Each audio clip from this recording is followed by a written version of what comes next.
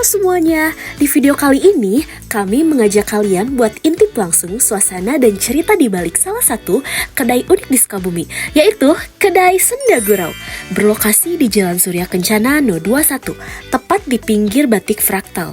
Tempat ini punya nuansa yang cozy, menu yang khas, dan tentu aja banyak cerita menarik loh dari balik dapurnya. Penasaran gimana perjalanan membangun Kedai Senda Gurau sampai jadi tempat nongkrong favorit anak muda Sukabumi? Yuk langsung aja simak podcast lengkapnya bareng ownernya hanya di video ini. Assalamualaikum warahmatullahi wabarakatuh. Waalaikumsalam warahmatullahi wabarakatuh. Oke, sebelumnya kenalin aku Mona Shalita Putri dan masuk Kilangan. Oke, jadi kita sama Aio ya. Yes. Oke. Mungkin kita mau tahu dari latar belakang dari usaha Senda Gurau ini. Oke.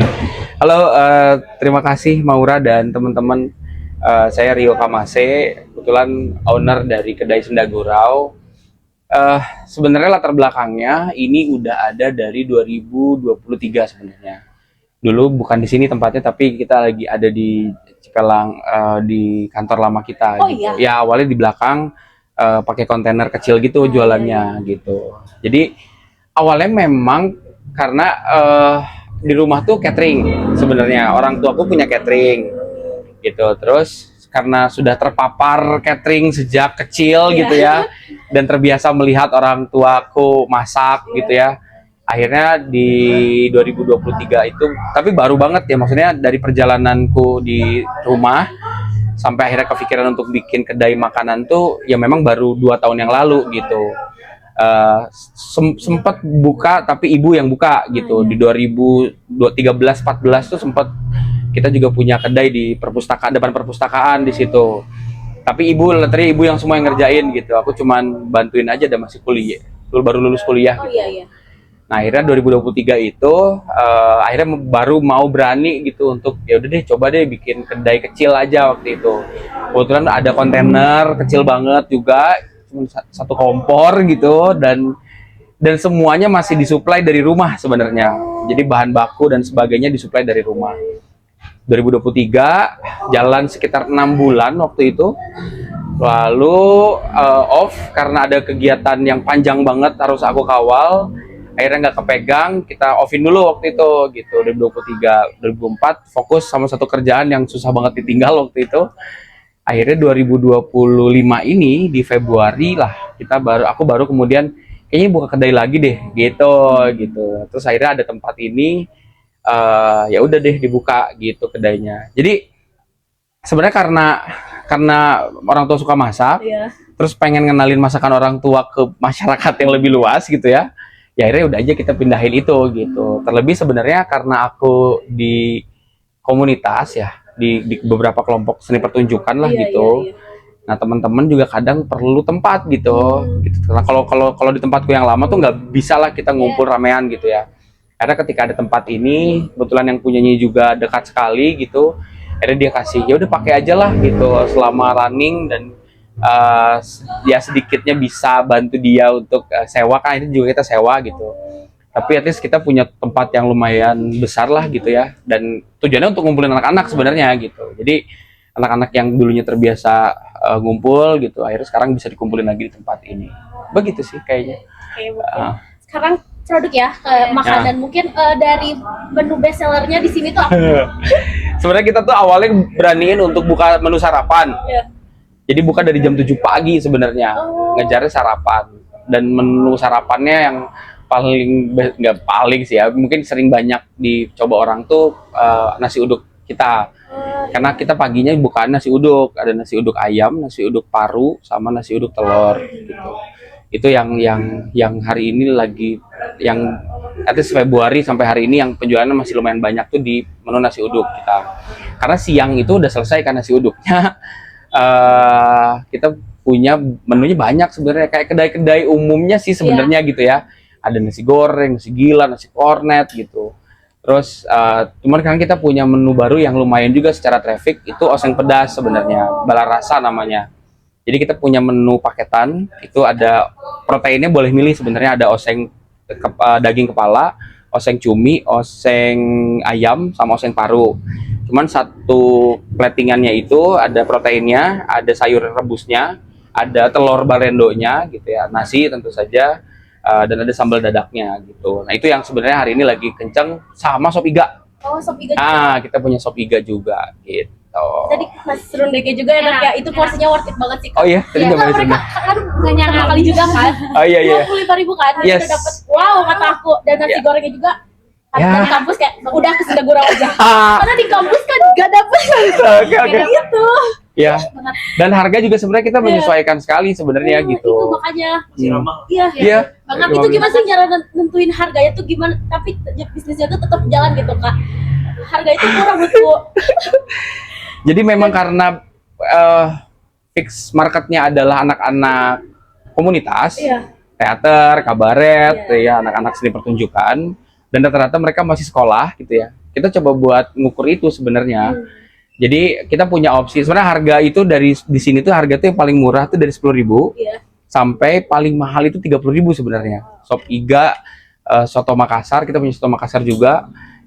Itu yang paling mahal lah gitu ya. Itu mahalnya pun segitu, 30.000 gitu ya. Kecuali belinya 10 mahal lah.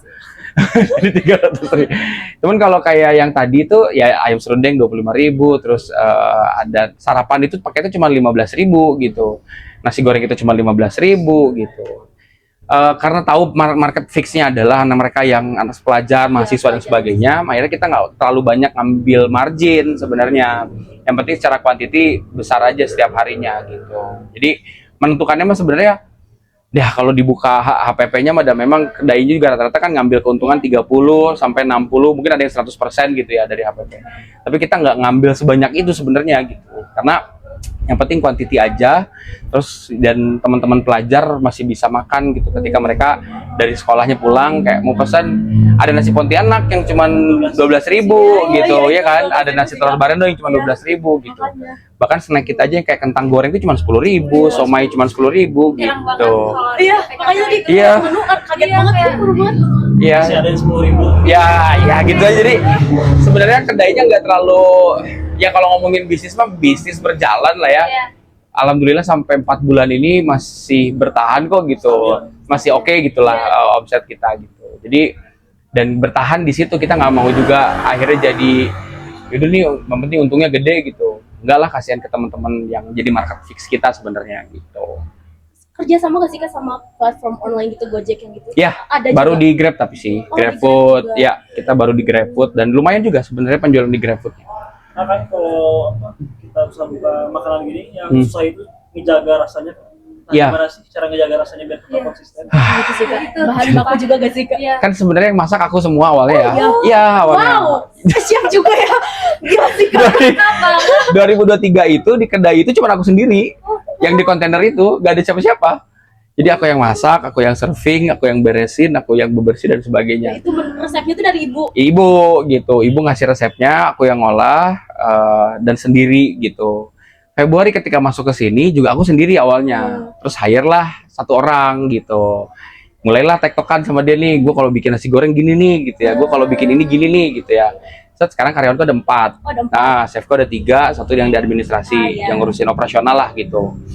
Ya 3 ini yang bagian kitchen sebenarnya gitu, cewek semua dan mahasiswa akhir semua. Jadi nggak ada chef yang benar-benar profesional gitu ya. Karena aku ngerasa bahwa menunya menu-menu rumahan kan gitu, dan rata-rata bahan baku dan sebagainya itu kita siapin dari rumah gitu. Jadi supplierku yang dari pasar, yang dari mana tuh datangnya ke rumah, diolah sama tim ibuku di rumah. Setiap pagi kita bawa ke sini. Jadi sebenarnya di sini assembling gitu. Kalau kayak ya jadi cuman nyusun-nyusun, ya tinggal serving preparation gitu. Cuman kalau kayak nasi goreng, nasi gila, nasi kornet itu menu yang aku bikin sendiri sebenarnya, bukan ibuku. Itu yang aku beberapa kali coba sampai akhirnya dapat form ini, terus aku ajarin itu ke 3 orang lah hari ini akhirnya si timku. Sebenarnya sampai hari ini masih ada juga beberapa yang sedikit miss gitu ya, kayak kenapa dibikin tangannya si ini beda sama tangannya si ini gitu. Cuman akhirnya udah nggak terlalu jauh banget kayak awal-awal lah gitu. Sekarang udah punya resep yang ditulis dan semua harus ikutin resep ini gitu. Jadi konsisten ya. Yes, karena memang isut sih kayak kenapa kemarin mah asa gininya, asa itu sekarang kok kayak gitu kan gitu. Oh ternyata yang masak beda orang. Jadi kita terus tetap keep mereka untuk sama ini resepnya sama ini ya gitu. Suka ngadain promosi diskon gitu gak? Banding gitu. Dulu dulu sebelum kopinya kan dulu ada kopi shop juga. Iya. Cuman kopi shop ini bukan punya kita ya, Kopi Merdeka. Dulu sering ada kayak paket sarapan 25.000 itu udah makanan sama minuman. Udah kopi, bisa Thai tea, bisa green tea, bisa coklat gitu. Itu kita bikin upaya itu gitu buat sarapan. Terus ada beberapa paketan bundling sama minuman, sih rata-rata paketnya sama minuman. Ya gitu, tapi waktu beberapa bulan ke belakang tuh pernah juga kayak bundling, kayak beli tiket pertunjukan, terus kita dapat potongan harga 20%, 30% untuk jajan di Sendagurau. Itu keren sini. Ya gitu, atau kerja sama batik tuh pernah juga nih, ini kan depan rumah batik kan. Jadi setiap pembelian 500.000 di batik dapat voucher diskon 25% di Sendagurau. Ya, sama yang batik depan gitu. Ya diupayakan aja. Nah, kalau dari segi promosi nih, pasti kan pakai sosial media. Iya. Nah, Jelek banget lagi. Sejauh ini tuh media sosial tuh berperan penting gak sih dalam menarik pelanggan baru? Iya, banget sih. Hari ini mah kayaknya main sosial media ya. Iya. Jadi awal Februari, Maret itu aku baru akhirnya pas kita bener-bener running, kita gandeng Sukabumi Citycom buat iklan, konten visit dan sebagainya. Pertama kalinya waktu itu kita bikin iklan dan boom banget sebenarnya. Setelah itu penjualan kita, omset kita naik 200% setelah beriklan di Sukabumi Citycom itu. Jadi terima kasih Citycom. Karena temen kan sebenarnya, jadi kita tuh kan karena semua base-nya bukan investasinya itu bukan investasi yang gelondongan gitu ya, gede gitu, ya UMKM lah. Jadi semuanya juga by relasi, by jejaring gitu, bantuan orang rek nyimpi Iya, kayak gitu. ya ayo dibantuan gitu, gue siapin makanannya, terus mereka bantu iklanin gitu. Berpengaruh sekali sebenarnya yang iklan di Citycom, di Hit Sukabumi. Fajar tuh temen juga kan, dia beberapa kali datang ngonten gitu, dan setelah itu sebenarnya akhirnya jadi dikenal, dan kita punya random market juga gitu, yang tiba-tiba ibu-ibu rombongan kayak pernah ada yang arisan gitu sampai 20 orang arisan, literally arisan, kayak butuh tempat buat arisan, ya silakan ini menu makanannya, udah pesan gitu. Dari mana? Dari Instagram. Oh ya udah gitu. Jadi sangat-sangat berpengaruh. Impact banget. Nah, kalau Sendagurau sendiri nih punya nggak kayak SOP atau aturan khusus gitu biar semua pelayanan tuh kayak tetap konsisten? Ya ada pastinya. SOP di kitchen ada, SOP buat siapin tempat ada, SOP buat media sosial juga, tim marketing ada juga gitu. Ya sebenarnya SOP sederhana juga sih, nggak yang terlalu strict gitu ya. Yang penting mereka tahu harus datang jam berapa, apa yang mereka harus siapin, bahan baku kayak gimana yang harus mereka cek gitu, sampai akhirnya closingnya harus gimana, mereka treatment ke makanan gimana, hygiene-nya juga harus tetap dijaga gitu. Pengetahuan atas alat-alat masak dan sebagainya juga itu harus mereka ketahui gitu. Nasi nggak boleh, kayak misalkan kita ada nasi uduk dari rumah nih gitu, wadahnya tuh nggak boleh basah. Kalau nasi uduk dikasih wadah basah tuh dia akan cepat spoil gitu, itu harus dikeringin dulu ya, gitu-gitu kan yang basic banget sih sebenarnya, dan mereka harus tahu itu gitu. Ada. Cara ngasih kepercayaan kita ke orang lain. Pertama kita selalu menyapa mereka di WhatsApp ya, karena beberapa pelanggan kan kita pakai sistem kasir ya, dan itu menyertakan nomor WhatsApp. Jadi kita bisa kirim bill itu via WhatsApp sebenarnya, dan selalu ada kayak hari ini belum sempat sarapan gitu, kita nyediain sarapan. Jadi ada sapaan kita juga ke WhatsApp mereka sebelum beraktivitas pagi gitu, untuk ngingetin kayak lu pernah kesini loh, ayo cobain lagi menu di sini gitu. Terus sebenarnya jaga konsistensi di menu sih, di kualitas masakan ya, itu yang paling impact kalau kita mau ngejaga hubungan sama customer gitu. Kalau sama karyawan? Karyawan itu karena kita Gen Z semua ya. Aku baru banget sih. Selama ini juga kan kerja sama, tapi nggak di kedai ya. Kayak akhirnya, jadi mereka tuh lulusan Tata Boga awalnya di SMK. Kuliahlah di Nusa Putra. Terus tapi rata-rata lulusan SMK gitu, dan familiar lah sama kitchen gitu. Makanya cepet banget sebenarnya, training itu cuma 2-3 hari terus mereka paham semua menunya. Lebih cepat adaptasinya gitu. Tapi semuanya Gen Z, bro. Jadi 22 tahun yang ya kalian ya. Iya, tahu lah ya gimana cara menjaga supaya mereka jangan sampai kayak aku hari ini nggak mau masak, kan mampus kita ya. Cuman tuh iya kan, tapi nggak bisa. Tujuannya adalah mereka tuh perlu ini untuk kehidupan mereka ya akhirnya gue juga belajar bahwa Gen Z hari ini ternyata sudah dibebani banyak sekali tanggung jawab. Jadi kayak wow gitu, kayak kan sebenarnya kalau mereka nggak perlu mah mereka juga ngapain harus jam 7 ada di sini, pulang jam 10 gitu ya. Aku tuh setiap hari tuh ada 2 shift. Jadi jam 7 sampai jam 2, jam 2 sampai jam 9 gitu. Closingku tuh jam 9. Close order ya, tapi biasanya mereka pulang jam 10 gitu. Dan mereka kan Gen Z, walaupun di semester akhir masih kuliah lah taruhnya lah gitu ya. Jadi kayak ya menjaga supaya mereka tetap semangat itu kan treatmentnya harus benar-benar ngobrol gitu ya. Terus ngebangun komunikasi antara satu teman dengan teman yang lainnya juga kan menurutku itu yang bisa ngejaga mereka tetap mau fight gitu. Cuman akhirnya semua itu akan kalah dengan kebutuhan. Apalagi kayak lu pakai gaji lu buat apa sih, kayak abang aku hari ini skripsi bayarnya banyak banget gini bayar ini bayar itu. Ya udah jalanin aja terus lah gitu jadinya karena kebutuhan dan akhirnya ternyata ya maksudnya gue akhirnya ngeh bahwa usia 22 tahun hari ini tuh udah jadi tulang punggung keluarga, bro. Iya lagi. Wah keren banget. Kayak gue dulu masih beres kuliah kayaknya semua masih dicukupin gitu ya sama orang tua gitu ya. Iya, dan gue nggak tahu hari ini ternyata ada yang seperti itu. Terus kayak pokoknya gue selalu bilang gini ke teman-teman di akhir bulan kalau gajian gitu ya, kayak selama kedai ini bisa bermanfaat buat kalian, lanjutin aja gitu. Gue tuh nggak yang kekeh bahwa ini harus buka terus gitu ya. Maksudnya as usual bisnis memang kita perlu tempat lah gitu ya.